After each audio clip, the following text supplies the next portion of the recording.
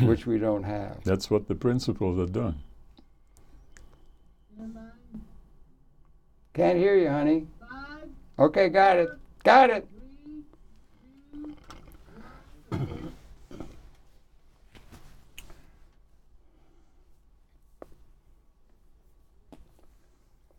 Welcome very, very much to Conversations. Dear personal honor and pleasure for me to introduce a friend of mine and a friend of the universe for a very long and distinguished career, and that's Michael Ben Eli, Phd.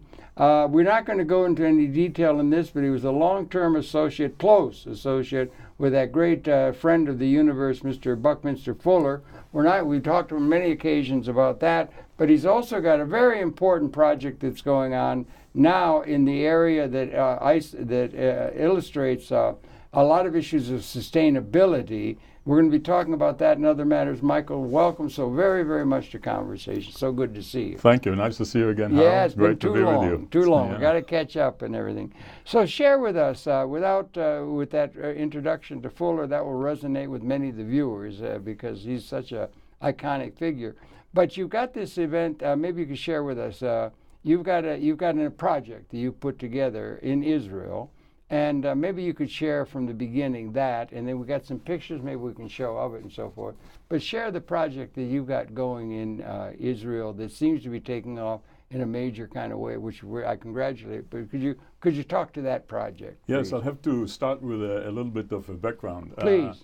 After the years with Fuller, that Yes, kind of opened my eyes to the issues that today come under the umbrella of sustainability. Absolutely. He was obviously one of the first to draw everybody's attention to the conditions of the planet and where we are going and so on. Correct. I ended up spending many years working on issues of sustainable development, mostly, Yes. and largely in the context of the large multilateral development organizations, Okay. like the World Bank, some of the Right. global environmental conventions, other development banks, and Right. the UN agencies, development agencies, and so on. Yeah. And at first, I was very happy being there because I felt that I was at the cutting edge at what was happening internationally on the issues of sustainability, because these were all organizations that were very early to try and internalize the concept of sustainable development. It's growing much more rapidly now. I think you should be encouraged by that. Yeah, absolutely. Yeah. But I became very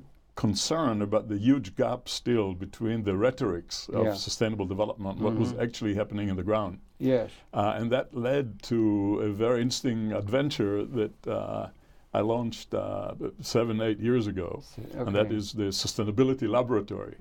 One of the ideas behind this Don Quixotic a little bit God bless the Don Quixotes of the was world. that the large institutions, whether in the public or the private entities, they tend to be a little bit risk averse. They cannot undertake very kind of out-of-the-box experimentations that the transition to sustainability required. That's interesting in and of itself. It can be like seeing venture, maybe, in a sense. It was. Venture, absolutely, because the kind of issues that we need to face on the planet today are totally unprecedented. And there is no guiding book. There's no manual to guide us. So you need to experiment. And if you are not allowed to experiment because you're risk averse, you're not doing what needs to be done. And I thought that if you kind of put together a small, agile entity that will be independent of the constraints of large institutions, it would have its mandate to develop demonstration projects over time. That might incur some risk, but they're well worth an investment. Yes, and these will be models, model project that will kind of showcase new approaches to sustainability-related issues. Big issue, big Mr. Fuller would be pleased. Well, I hope so. I have conversations with him all the time. I know. He's a wonderful man. Yeah, right. So the Sustainability Laboratory was launched in order to do that. The idea was for the lab to, as I said, experiment with new approaches and demonstrate them through specific projects on the ground. Yeah. And the first thing that came up was the question, what would make that lab different than many other institutions that are popping up, centers for sustainability or institutions for sustainability and so forth. And I thought that what was really lacking in that field is a more rigorous definition of sustainability than the one that is prevailing now, the definition that came out of the United Nations Commission. Do you happen to know that definition? It's a definition that basically puts its emphasis on cross-generational equity.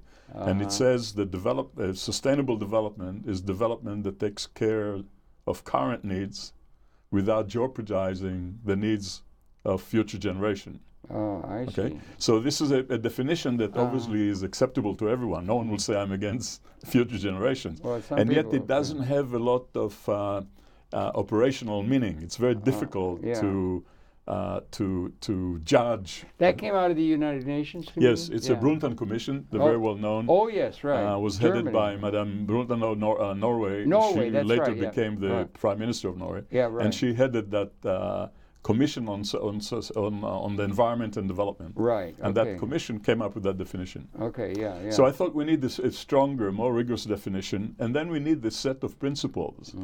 Almost like saying if you want to go flying and you want to construct some vehicle to take you flying, you better understand the principles of aerodynamics. That would be a good idea. And the same here. If we are serious about instituting sustainability as a planetary state, what are the principles that would guide us, and what are the principles we cannot violate? If you violate them, no matter how you call it, you're not doing what needs to be done. Right. Well, that would be setting a template.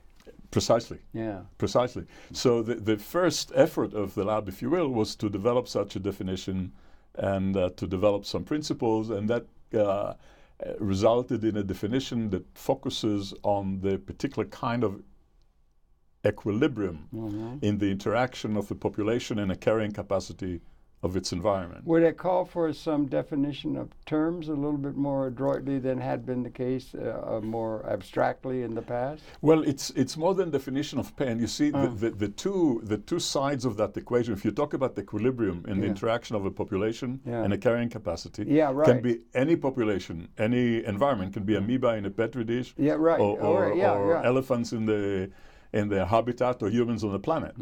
But those two concepts of population and carrying capacity are politically charged. Yes, and right. You cannot deal with issues of population because that looks like somebody's trying to keep somebody else down in terms of numbers. You cannot deal with the carrying capacity because that's where all the consumption and waste is happening. So the wealthy countries are not very eager to deal with that. So these are two taboos that are left out of the discussion. Have been left out of discussion. Increasingly coming in. I hope so, because without them, there's no meaning to the concept. I see, okay. And that equilibrium is a very particular, the interaction is a very interesting interaction because it's not a one-way interaction. The two sides, population and environments, affect one another. Absolutely. And in fact, the whole history of the biosphere is a history of certain conditions in the atmosphere allowing certain species to develop who, with their own existence, modify the chemical composition in the biosphere that allowed other things to emerge and so on. Yeah, it is a long ecological thing, and it's particularly exemplified in the extreme capability of the Homo sapiens species to really extend their consciousness through tools and technology and make the world in a big-time way different than what's inherited out of the long haul. This is something that is very new on the planet. There's one species who can suddenly exert such tremendous power on the thing. Anyway, that equilibrium is very important. And if you think about it, it has to do with the channels of activities and impacts that are basically two. Populations impact their environment by using resources. Actually, populations feed, in some sense, on the environment, right? That's and true. Through their activity, they generate byproducts that the environment has to be able to absorb. Right. So we have sources and sinks. Right. Sink, a genetic sink as well. No, but sink in the sense that these are the areas that absorb byproducts like oceans and forests and soils and so forth. So what is happening at the moment on the planet, that we are out of whack here a little bit, out of that equilibrium, in the sense that we are exploiting resources in a rate that is faster than the Earth can replenish. One thing of which you can see is global warming, which is beginning now more to be seen scientifically correct rather than something that's being questioned. And the other one is overwhelming the sink by putting too much stuff into the biosphere that the planet is not able to absorb. Well, they're just externalities. We don't have to worry about those things. That's what exactly the way of the opinion leaders, unfortunately. Yeah, right. So Hazel Henderson was talking basically about that. looking at the definition and the way in which you can deal with that interaction in the case of human communities, we clustered these ideas into 5 basic domains. Okay. You mean in your own work? In the principles. When you say we, you work with myself. Yourself. Okay, good. Okay, you were there, but you work with others. You're in touch. Yeah. Okay, right. Okay, good. So maybe you could spell it out. Yeah. The first domain is the physical domain, obviously, because this is where the flows of energy and matter that underlie existence happens, right? And then there is the economic domain, which is how you count, how you evaluate what you do from an economic point of view. Right. What economic framework, whether you use externalities or not, right, and so forth. Yeah. Or recognize them even, other than something to be just. Yeah. Go ahead. Yeah. There is the domain of life, in the sense that I wanted to make a distinction between impact on anorganic matter, if you will, and impact on other living species. We are part of the biosphere. We are part of the whole intricate fabric of life. We are one of thousands and thousands of species. And we are not being very good neighbors. I mean, we're decimating everybody else. Yeah, well, that's true. I think over the long haul, I think 99.99% of the species that have existed over time, 13.2 billion years, in the case of this universe, have gone extinct. I think. But yes, I don't know. I don't know what the numbers there are, but it's a very high percentage. It's been a process that has involved a great deal of superseding of a situation that is by a new development that's coming. I think the important thing there is not so much the history, but it's the fact that we know now from science that the stability and long-term viability of complex systems depends exactly on their internal complexity. It's their internal complexity that makes them stable. Okay, that's important, And so you have here... That's a design principle, You have here a fabric of life that is manifest by the interaction of all those species. It's the stability of the whole that counts. And the long-term stability of the whole... Absolutely, The long-term stability of the whole really depends on maintaining that internal complexity. And what we are doing with many of our impacts on the planet, we are taking a complex fabric and we are monoizing it. Like monoculture. Like monoculture. Yeah, right. We are reducing the variety, we're reducing the complexity. And that's a very dangerous thing, of course, to do, because you get all specialized out, you're not as adaptive as you have to be. Exactly. Yeah, right. Exactly. So this is the next one. And then there's the social domain, which is kind of gives you the sense of social interactions. And finally, and this is a very interesting one, for a while those 4 domains generated 4 principles which looked to me complete. But I had a sense that something was missing, and I struggled with that sense until I realized that what was missing was the value, the spiritual thing. Because all the rest are techniques, basically. And this is the purpose. Why are we here? Why are we doing what we're doing? That's the larger issue. And it was very interesting, because as I was struggling with this framework and kind of consulting colleagues about what they think about it, most people that I was talking to told me, don't even touch the word spirituality. Because if you want captains of industry or heads of states to take you seriously, you cannot introduce that concept. That's interesting in and of itself, isn't it? I think so. It tells you a lot. The spiritual traditions or God and notions of the religious traditions and so forth have been informing the political process through a good deal of human history. But here you're getting into something that not what I mean by spirituality. This is more.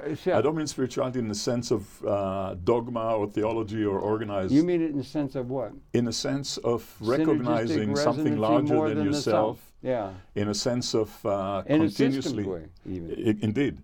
And in a sense of always reaching to the beyond, which is what humanity has always which done. we may be in the process of going about in a large cosmic sense now at this time. Hopefully we are, and hopefully we'll be successful I in that did a quest. program with Isaac Asimov once. All the Laws of Robotics he wrote, and he said this is the defining generation in evolutionary terms, not just historical terms. So what does it mean? You see, that spirituality. 10,000 generations we've been, 200,000 years. This is to think that we're at a moment of qualitative transformation in evolutionary terms is a big thing to try and get your mind around without some sort of sense of synergy or behavioral systems that's resonating more than the sum of the parts of a maximum. Exactly. And what that means from the spiritual sense is integrating a larger reality, a larger than yourself reality, right? So that's what I mean by that principle. And that we're nested in a thing that maybe we're destined, because there was consciousness before there was Homo sapien.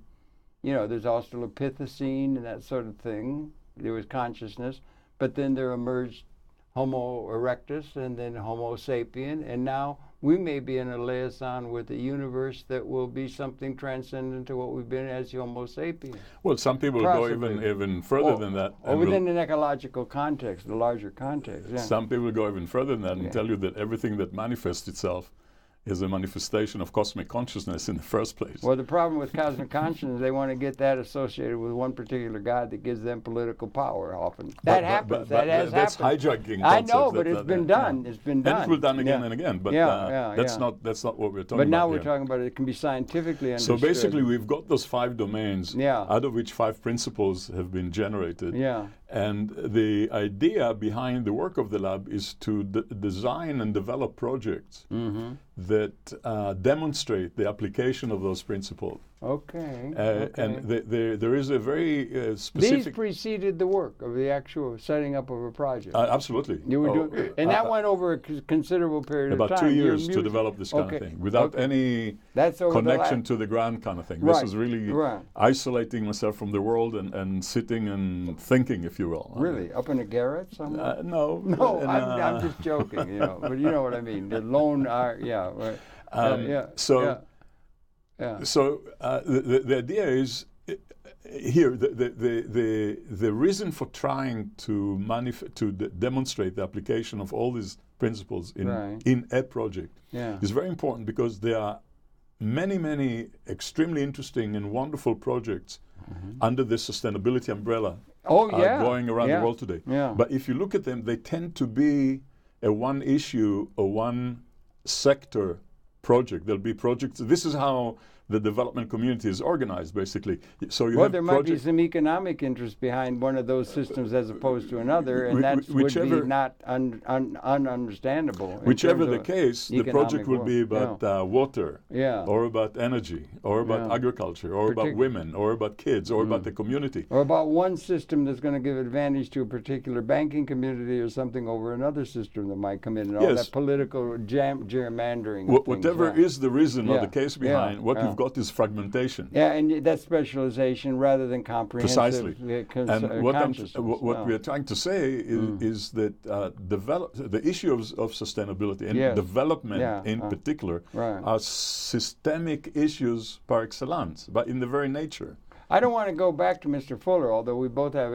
You were so close with him, but he said it's interesting. Spaceship Earth, he coined the term, didn't come along with an operating manual. Yeah. We need an operating manual for what in the world is going on at a comprehensive level, and we don't have it. Yeah, and you see, one of the that's what we need. One of the powerful thing about the concept of Spaceship Earth is that it's one entity. Yeah, right. Okay, exactly. That's it. And you cannot navigate a spaceship by saying, I'm only going to do the engine. I'm going to do only this. Okay. Exactly. So the same here. It's true. Right. So here we have this synergy. Yeah. Here we have this abstract principles, and we're looking for a project. Yeah. And the opportunity came about to develop a project in the desert.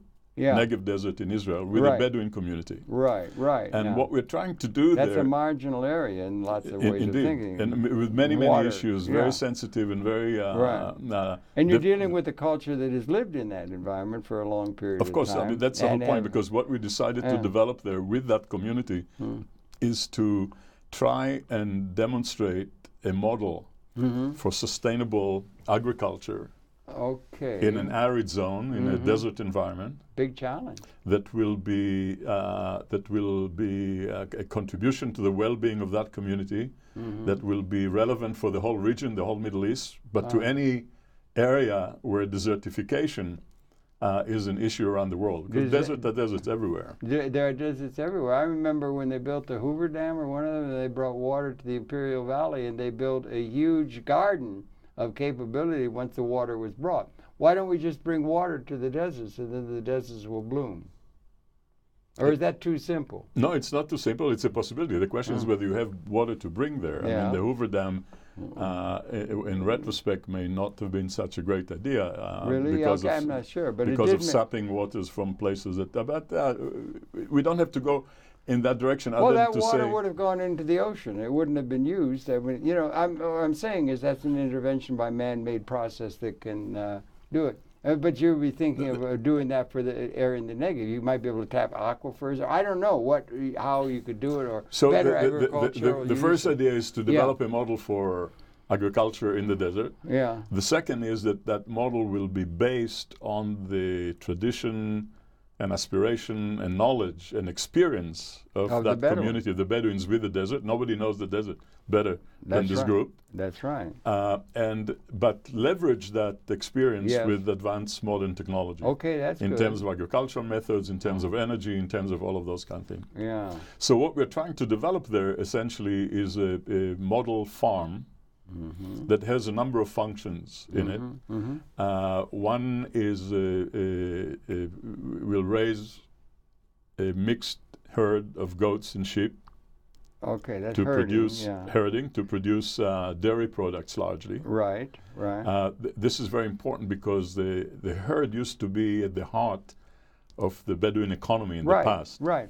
And the herd provided all the products of the herds were actually used. For example, the wool was used to make the tents. Milk, the wool was used for the tent, for the clothing, for carpets. The milk for dairy products. The dung for energy. So everything was used. This is no longer the case. That economy collapsed. Most people who have small herds cannot afford to bring milk to market because they cannot afford the requirements for processing milk and so on. So milk is basically discarded, thrown away. Is it really? Wool has no value as raw material. I mean, it has marginal value as raw material. Nobody wants to deal with this. So in order to give it value, you have to process it. And most small families cannot afford to process the wool. So the wool is being thrown away. So basically everything collapsed into buying live lambs at the beginning of the season and feeding them for a few months and then selling them as a whole animal. So the profit margin, the whole economy of this is very poor. It's very much dependent on fluctuations and very sensitive to fluctuations of feed prices that relate to oil prices and all of those kind of things. So has that been in place for a long period of time, or is that relatively recent? No. This is going on for a while now. So what we'll try to do with this particular part of the project is two things. Bring the integration of all those economic functions under one roof.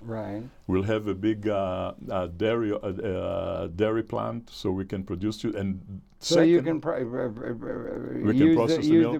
the thing. We'll have enough land to grow our own fodder so we can do like organic cheese, things of that. High end. Do you have to bring water to get the fodder? And I'll talk about the water in a minute because it's important. Yeah, it seemed to be. The second function, and also we'd like to try and bring back some traditional Bedouin dairy products. For example, you can... Yogurt? Yogurt is one, but also more interesting, you remember that the desert didn't have refrigeration. That's true, yeah. So it gets cold at night, but types of cheese had to be developed that had almost infinite shelf life. And these are very good products. We'd like to try and return. Haven't they maintained into the modern era? Those systems? They're going out of existence with years, and we'd like to return some of those. Yeah, wherever there's something that works, use it. So two things, value-added products and some traditional products. The other function that is very interesting, the desert is home for a whole lot of medicinal plant, very potent medicinal plant, many of which is not yet known to science. Is that even. plural or singular? Plants. Many plants. Okay, many different species of plants. These have been used by this community for generations as basically the healthcare system. Yeah, right. Not unlike people in the Amazon or other Aboriginal groups in different places around the world. Right. Now, the knowledge about this plant and the use of the plant is kind of going out of existence because young people don't get into it. Only few of the older. Even the people coming out of the Bedouin community. Of course, yeah. Okay. So we are going to have a very large operation there where we'll be domesticating at least 15 or 17 species of these plants. We're working medicinal with medicinal plant and kind of develop a whole industry or marketable, health-related products. Right. Some cosmetic-related, some and it could teas be, and things of that alternate nature. to the pharmaceutical industry. And also preserve that knowledge, of course. Right. So we're working and resurrect it, perhaps. And at least make sure that it doesn't die. Exactly. Right. One of the person who is heading this function in the project is a local sheikh who devoted his life to the knowledge of the Bedouin practice with medicinal plants. He knows every single plant in the desert and what its uses are and so forth. Spanish curanderos. And we've been experimenting already for the last 3 years in how best, these are wild plants, how to domesticate them and how to make sure that as they grow under cultivation with irrigation, that they will not lose their potency. Right. And so on. So this is the second that's agricultural research. Yeah. The third function, which is interesting, smaller, some of the Bedouin families still keep seeds of authentic desert vegetables. These are simple things like tomatoes, cucumbers, and so forth, but these are plants that are desert hardy, they can do without a lot of water, with high salinity, and they're extremely nutrition. They've really packed all the good stuff in them. Wow. But people don't use them anymore. Why? Because everybody buys cheap engineered tomatoes in the market that don't have between them that same potency in terms of nutrition. So what we're trying to do there is... Why weren't they able to compete with those other systems that don't have such potency as the Because native it's one? industrial agriculture that does in big scale. Here, and they can undersell? They can undersell their cost? Of course. By modern production? Yes, absolutely. Okay. That's the pressure everywhere. Yeah, that's a larger factor in which the modern economy And remember, is the whole Bedouin way of life is going tremendous transition. Yeah. The nomadic way doesn't work anymore. Are we trying to maintain some of the nomadic traditions and so forth, or are we encouraging them to become good modern people? I think the latter is inevitable. You think it is? Yeah. It has been. It's inevitable. We encountered Aboriginal populations in North America, but it was inevitable that they were going to... I wouldn't use the term encourage. I mean, in most of those cases, the transition is forced. Yeah, and well, it has many been. times very violently. I think it has been. That's what I was going to make the point, actually. Yeah. It could be managed in a more gentle way. Yeah, we call it progress. We call it progress, but that progress can be very detrimental in some ways. Right. Now, I think that progress and that trend, this is my view, is inevitable. It's one you want to keep in terms of your overall interest in the project. Is inevitable, but it has to be managed in ways that we are not managing it. Okay. And the same... That's a larger issue in terms of the evolution of systems. Of course, yes. Yeah. So what we're trying to do there is to collect those old seeds where we can find them and create a seed bank to preserve that very precious genetic material. Yeah. And then it's a women-led program. We're trying to train women to deal with those seeds, to make gardens, to grow the vegetables, and they will act as trainers who will work with women in households in order to reintroduce those things into households. I've read some things on the, we've had 4 main crops that have been, we had Paleolithic probably 290,000 years. We were wandering around and so on. And then it was the Neolithic Revolution that made a big change. And it was like in the Fertile Crescent and so forth, it was acorn and emmer and grain and wheat that was discovered that gave staple food crop that made possible civilization was mostly the women. The projection is it was mostly the women who found those. Then you had another one, rice. You had another one, maize. You had another one, the papa. The men were busy fighting each other. Yeah, they were fighting about who was going to be king. Whatever. And they were the ones. Yeah, that's something to be kept in mind. Yeah, right. Okay. So this is another. The final one. At the center of this operation will be basically a visitor, kind of ecotourism visitor centers. Okay, yeah. Which will also act as a regional training and education center. It will provide technical assistance to the outlying villages and outlying tribes. Okay, I'm trying to and at the same time, it will draw all the high school students from the whole South, not just Bedouins, everybody, will come there to do their environmental and ecological studies. So it will become a major regional center. And if I'm not mistaken, we got some pictures we might try to get to show some of this. I'll just say one other thing about this, that this whole, we have about a 100-acre site that we are working on, that we received from the Israeli government. Right. And this all those functions that I'm talking about will be supported by a very interesting and advanced integrated system of green technologies, at the heart of the center of which will be solar energy. We're trying to get 100% non-fossil fuel energy to support this. Sunlight and wind. We'll combine both. And wind, you get wind also. We'll produce, we'll connect all the functions such that the byproduct of one will feed into another. So we'll be producing biogas. We'll be producing compost. Biogas. Methane gas produced from organic material. Oh, I see. Methane. From the waste of the animals and so on. We're getting a lot of methane in the air up in the Antarctic now, or in. This is a different issue. Here, the methane will be used for cooking in the kitchen and so on. Captured and utilized, right? And let loose in the environment. Yeah. And of course, all the treatment of wastewater and grey water and so forth. So we're not losing everything else. Right. We also are putting a very interesting soil improvement. The soil there is such that two problems with it. It's very poor in organic matter, so we would need to increase the organic content. Fertilizer?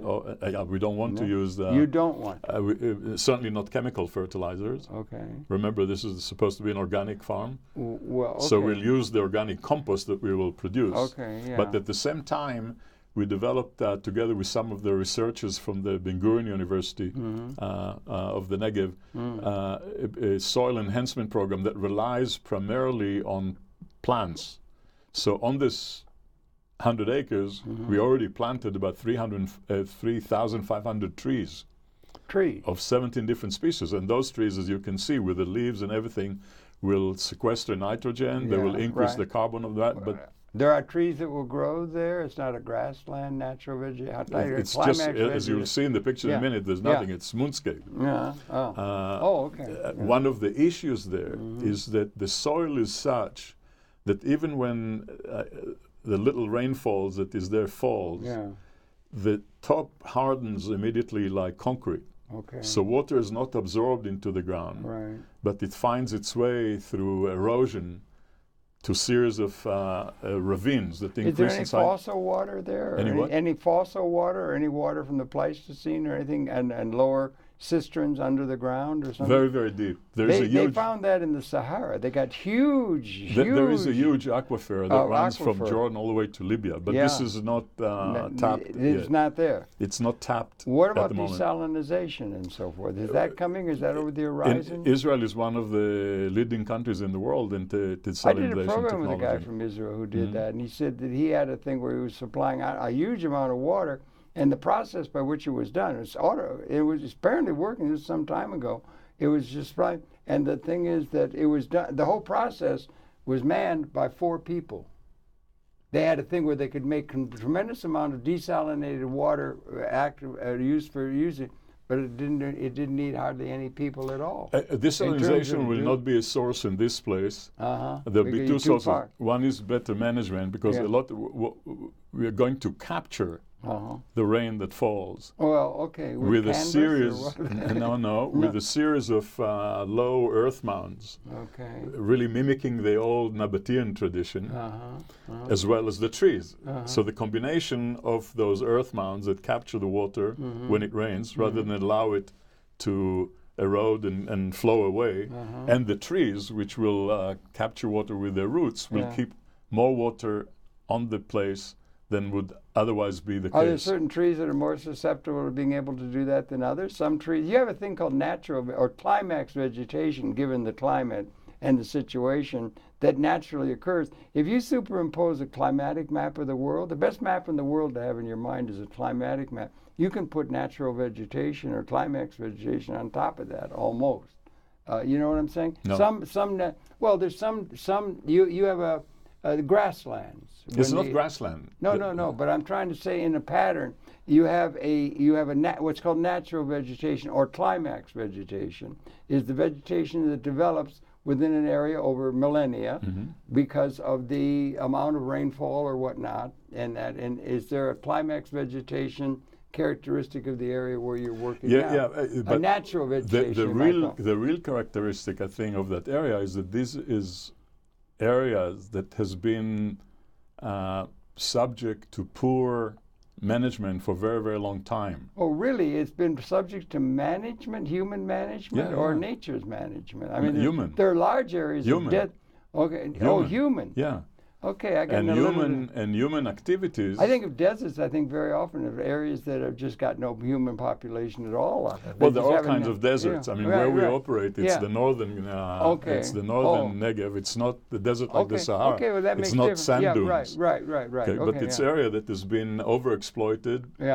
Over millennia. Okay, that's it was an agricultural land before. Human, human. Okay, that's different. So what we're trying to do is restore its fertility by better management of the carbon. Why didn't they just keep the better management out of the historical pattern as a pattern that was better than the one that came along?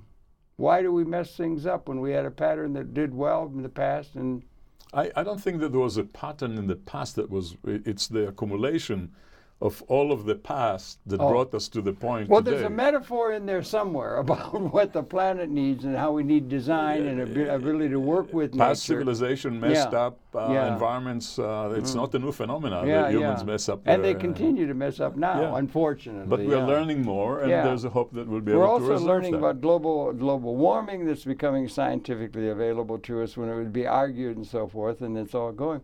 One of the tyrannies in television, we're in television, we're talking on television, right? One of the tyrannies is time.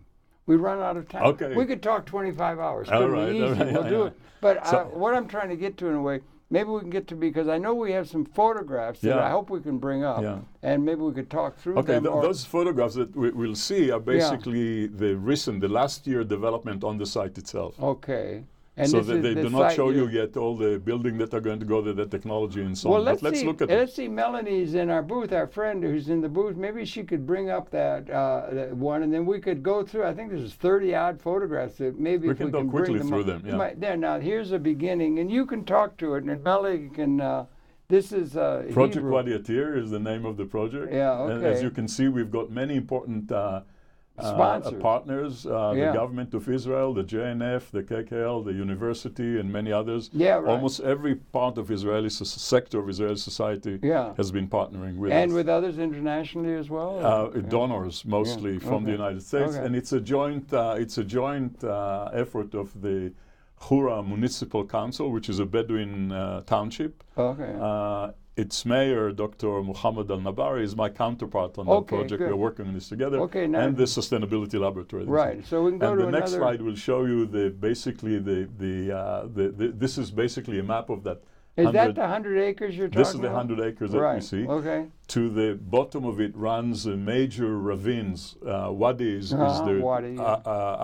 Arabic word for ravine, so Wadi Atir, hence the name of the project. On the north side, the top, you see the area for all the agricultural structures. This is where on the top right we have the visitor center. The next, looks like an empty area, is the solar energy farm. Then comes the dairy and the milking facility, the animal pens with big yards around them. Are these projections or are these that already exist? No, these are not exist. We start construction in about a month from now. Okay, from now? From now, yeah. Okay. We've been going through very elaborate design process and then all the permits and so forth. We've got everything now. We're starting the construction. You worked out that design with Mr. Fuller. It was a good idea. Design, yes. And then all the other agricultural building. Now the dark green spots on the right and the left are the areas about 70 acres where we'll grow the medicinal plants. You mean those two big squares up there? The on the left and on the right. Oh, dark. And then there is another dark green right at the center. No, don't go yet. Right at the center. This is a large 400 trees olive grove where we'll produce very high quality olive oil. And then the rest, the lighter green pastures that will come under irrigation, where we'll use it for the animals, for feeder. Okay, good. Okay, we can go to the next. This is the next. It shows you the site, the way that it looked before we started. Yeah, can we go to the next slide then maybe? Yeah, like that. You see that it's really moonscape. That looks like desert. That looks like the moon. Yeah. And the next slide as well. Okay, go ahead. You see those patterns of erosion and why water doesn't stay there. And we go to the next one, where you see the beginning of the work. This is J&F's equipment. They're doing all the earth-moving work on the site. You get the sense now of the side of the site, and they're building the major internal roads, as well as all those. You're still on that 100 acres here? Yeah. Yeah. Okay. And these are two guys. Ali on the left with the headdress is the medicinal plant expert. Oh, really? Okay. And Yunus on the right is a remarkable young man who is basically the project manager now. Oh, I see. Okay. And we can go to the next one, which is last like tree planting this is last March, almost a year. These are all the high school kids from Hura coming together to plant this 400 olive trees, groves which we have grown in greenhouses for the last 4 years before that. I see. Okay. So now the next slide will again show you that it was a major day, 2 days where the schools came, and it was a very major community kind of event of putting those trees ground. And if you go to the next one, you see that those trees did very well. Well, they did. I see. They did very well. Right. And I'll see. You can see the drip irrigation that we're using there. You see the pipe that goes from the line. I see a little one, and you can see a little darker soil. And you can go to the next, but it's happy to say that all the trees took. None died. It was really amazing. Well, and they grew up so quickly. Yeah, right. Okay. Here what trees are those? Those are olive? Olive. They're very Here hardy, you see the earth mounds that we've been building along the side in order to slow the water flow and keep the water in place. Okay. And here inside those areas would we are that be planting like terracing? Is that thing mini terracing or not, or is that terracing? Those It's not terracing because it's like terracing, but they're building earth mounds that will catch the water and will flow in place. And within that areas we are planting all those trees that you can see here. The fellow on my left here, Stefan Liu is a Swiss scientist from the Ben Gurion University who is in charge of the soil enhancement program. Okay. And he's the one who's choosing the particular species of trees and so on. And you can go to the next slide here. You can see all those trees have taken out very nicely in all that area. Keep going. Yeah. And then we started the vegetables. Yeah, is that a drip agricultural thing? These are drip irrigations, drip irrigation. And here the guys are beginning to plant around and keep going. Look what happened there. You're getting some real crops. What is that? Is that cabbage or these are zucchinis. Zucchini's very hardy, isn't it? The next one. Yeah. Eggplants. Eggplants, look at that. And this is here the first... again, under drip irrigation, the first areas of medicinal plants. Really? This is a sort of sage, 2 different species of sage that are growing in that area, and actually have been used by the Bedouins for multiple uses, from headache to all kinds of other things. Do you use it rather than Anacin? I don't have headaches, so... Oh, you don't have headaches, okay. And one thing that happened right away on that site, it's really amazing. This is the most exciting thing of all in the short term, because the whole biodiversity of the site changed within a month. Here you can see birds, flocks of birds. These are wild chickens, they're called. Oh, really? That are beginning to appear. This is a site that never saw birds, other than an occasional raven if there was a dead animal there. So you have those, keep going. You see the birds? Yeah, that's a bird of color, yeah. And next one, major. And next one, so a whole life begins to congregate around the place, and not just, and also a whole lot of new types of plants and flowers. So the whole site. Those are wildflowers. These are wild, and they're changing now. Here you can see after a major storm in December. Did that happen? How those mounds kept the water in place. You see? That's right. I got you. In normal times, those water will flow away. Yeah, right. So now we have the water in the tank, and the trees are capturing this water over time and getting on the ground. Right. And if you go to the next one, this is one of the most a duck suddenly appears and stuff. They know where the water is. No one ever saw this kind of thing before. Yeah, right. And you can see that already we get pomegranate fruits and so on. Pomegranate. Okay. So basically, it's bringing. That's it. We went through the end. That's the slide. And now in the next few months, we put all the structures in that you saw before. All the technology will come in, and we hope by next year, by mid next year, to have the whole thing really operational. It'll be operational and off to the running with the races. 100 acres like that, and it's a major thing. Now, if I'm not mistaken, maybe you can help me out, because this is a major project. You're getting a lot of support, which I'm glad that's happening, because it's not only relevant to the Negev, but to other areas, the arid areas around the world. It could have an example, which would be very good to follow and mimic and go along with. But you've also got something going, if I'm not mistaken, a lab or something over in Costa Rica now. Is that worth mentioning?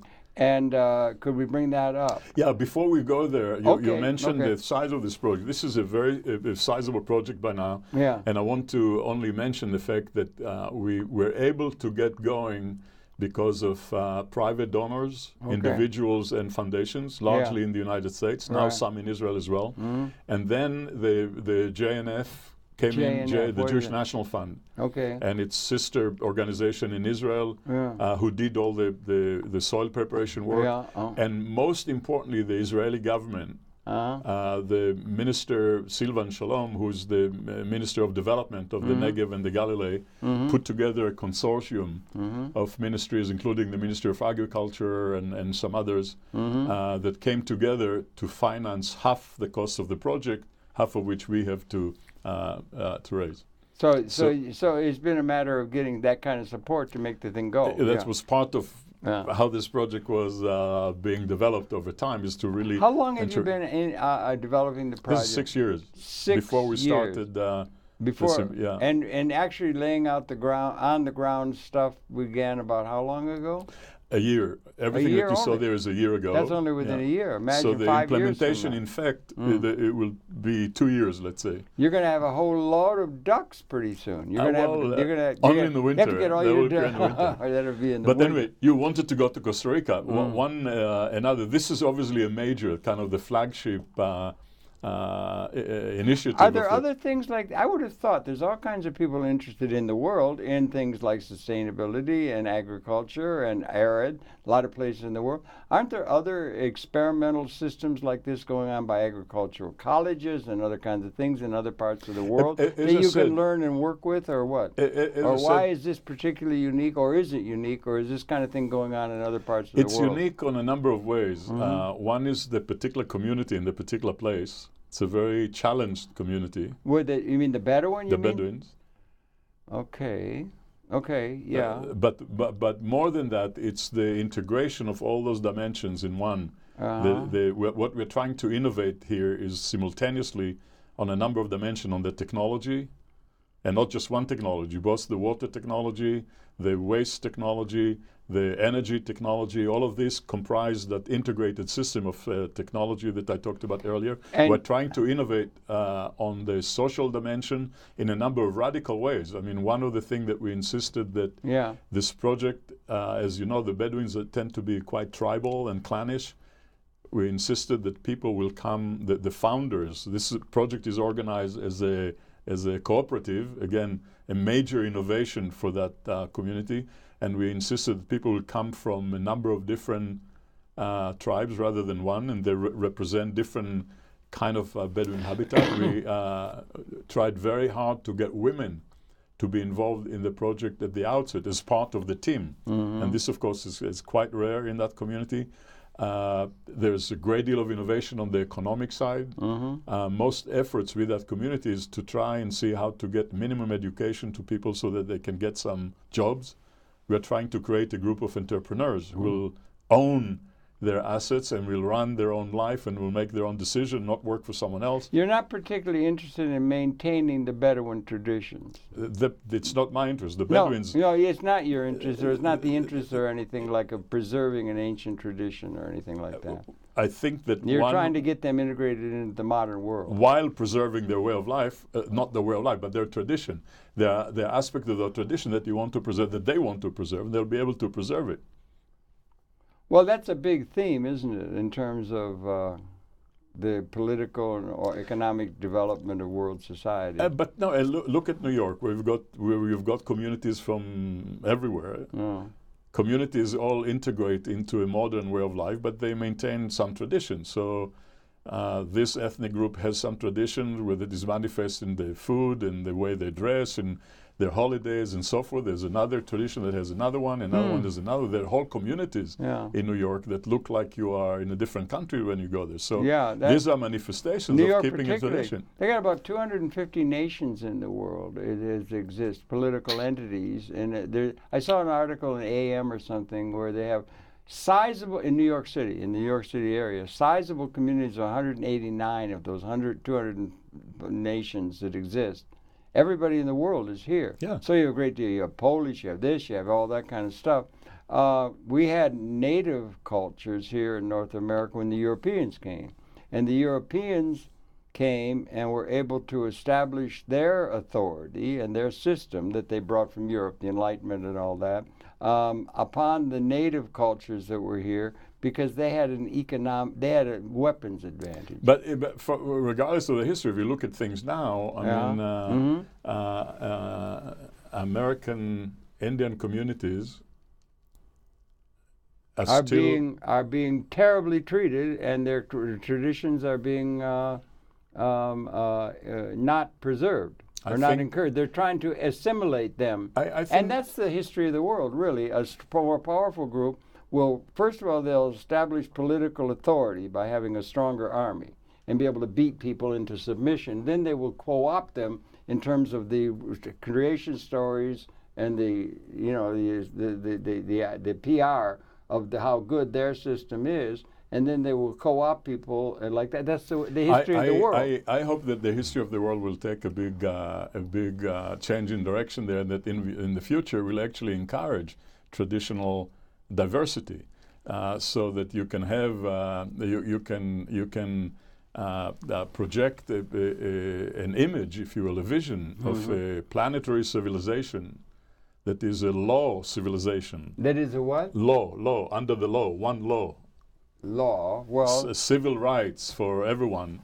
You are a citizen of the planet and you obey the same laws, but people have their own ways of dressing and tradition that they keep and so forth, without anyone trying to force the other to take his or hers. But it's still a world of what they call realpolitik. I'm not interested in real politics, so I don't want to get into that discussion. I realize that that's the way people are playing games. To me, it's totally irrelevant. If you look at the issues that we have to face today, and the issues that have to be solved to make to ensure the well-being not just of humanity but of other species. We have a huge challenger, and everybody's playing real politics. And in the who owns the Crimea, or so, who cares about those things?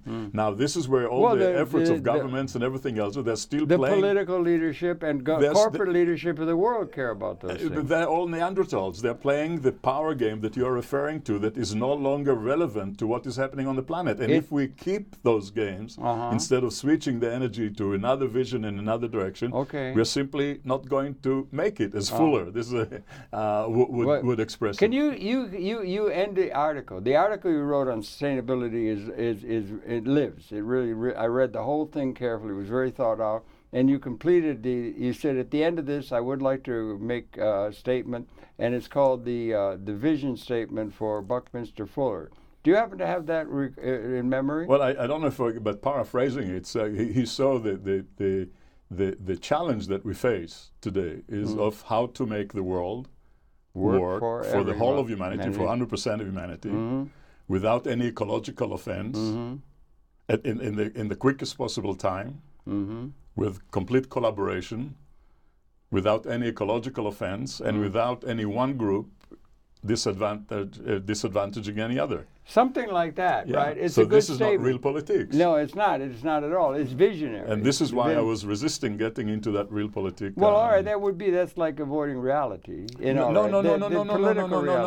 It's not avoiding reality. It's to trying to project an alternate reality. Exactly. Okay, yeah. Exactly. Well, that's the vision statement of. That's how you start. No, that's what you learn in business school, right? You start with a vision statement. Right. And we do that. So that's a thing that's going like that. And are you optimistic for the human prospect personally, or pessimistic? I think that's a very good question because it ties us to that thing about Costa Rica. What we're doing, the lab is launching a very interesting and very powerful a graduate level education program where we're going to take 20 students from around the world and go through 3 weeks of real immersion, deep immersions in the sustainability principles and system thinking, some other... At a specific place in Costa Rica. Specifically. The partner there is Earth University, which is a very unique, beautiful organization in Limon and Guanacaste, both sites. Yeah. Costa Rica is gorgeous. And Costa Rica is very sensitive to many of those issues that we're talking about. They had more teachers than soldiers. So because they don't have an army. Yeah, they didn't even have an army. They abolished an army. Right. So we're going to have this pilot session for this program that they're launching at Costa Rica. We just today accepted the 20 students that we accepted. We received, just that you know, 46 applications within 2 months from 21 countries from around the world. And the reason I'm telling you that and emphasizing this because these youngsters, in order to convince us to admit them, had to write a small essay or something. When you read those essays, is when you realize that there is hope. These are all young kids in their 20s of different disciplines. We're trying to get different countries, different disciplines, so architects, urban planners, physicists, lawyers, medical... Design scientists. Artists, etc. When you read you see here a young generation, people in their mid-20s or so that are extremely accomplished. I'm really flabbergasted by what they've already accomplished in their life. And they may represent a younger... And they are real committed and passionate, and they are concerned more about making the world work as for 100% of humanity without ecological. So there is your hope, and I think that's a good. That might be a good way to end this thing and everything like that, and it is true, and that it may be a hope for the world that those kind of things can, and that they are becoming interested in the issues that you've been interested in a long time, and informed again by the work you had with Dr. Fuller, including the design science decade 1965 to 75, that came up with major views of the universe that are relevant still, and and the sustainability issues are becoming more and more relevant with each passing day. What we're trying to do with this group, so there's hope in the youth. And what we're trying to do is to launch this. This is the first session as a yearly program, and in a few years we hope to develop a whole cadre of graduates who will... Only the beginning, and in television, the tyranny of time. We've run out of time, Michael. Great, Ben Eli. lovely to be with you. You're too interesting. Thank you. Slow down, young man. Your pleasure. The perception. Michael Ben Eli, major figure, important project. Happy to have been able to share that with you in the audience. We invite you to come back again tomorrow. We'll be coming back. Once again, this young man was a very close associate of that giant a design scientist, Dr. Fuller. And thanks, Michael, for all the good work and for coming in. Great pleasure. A pleasure always. See you tomorrow. Do come back. It's your pleasure, and do come back tomorrow. We'll be coming back then. Once again, thanks, Michael.